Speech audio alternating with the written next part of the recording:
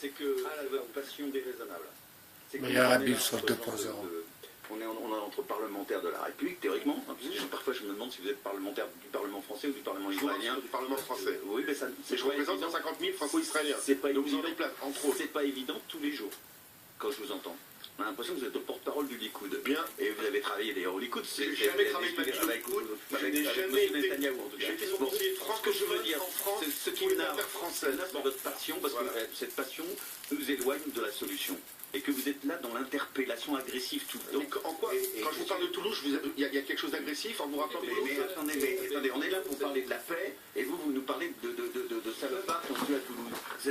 C'est pas ça la question de criminels. C'est ça la question. Mais qu'est-ce qu'ils ont dit ces salopards? Ils ont dit on vole la côte mexicaine. Monsieur Glavani. Mais hier, je peux parler sans être comme ça sous votre pression, comme ça. Il n'y a pas de pression. Mais si, avec votre permission, je parle. Écoutez, la façon qui est la mienne. Aujourd'hui, il y a 2 tiers du Parlement français qui s'est exprimé. Respectez au moins ça. Respectez au moins ça. C'est pas le propos, on parle de Toulouse. Mais oui, mais c'est pas l'heure 2 tiers du Parlement. On n'est pas là pour parler. À l'envers. De la paix dans ce monde. Alors que l'UTS en 7 de Paris. Vous voyez un peu le genre. Vous voyez un peu le genre de loustique qui pourrait vendre des jeans sentiers.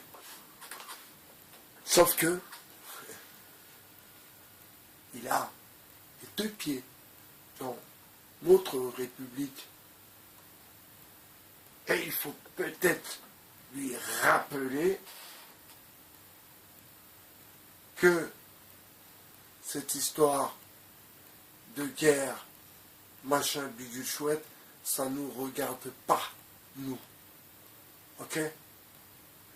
Donc il va devoir lui aussi revoir son logiciel. Mais la problématique est la suivante.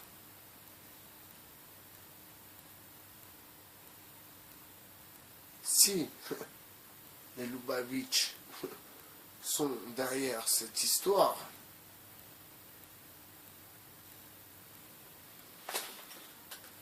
ça va être compliqué, hein.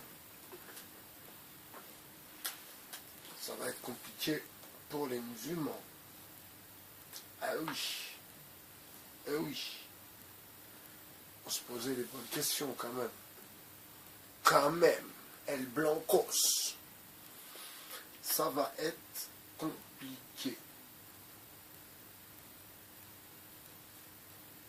Donc il faut tout de même se poser les bonnes questions. Bye bien cher sur le 2.0. Ciao.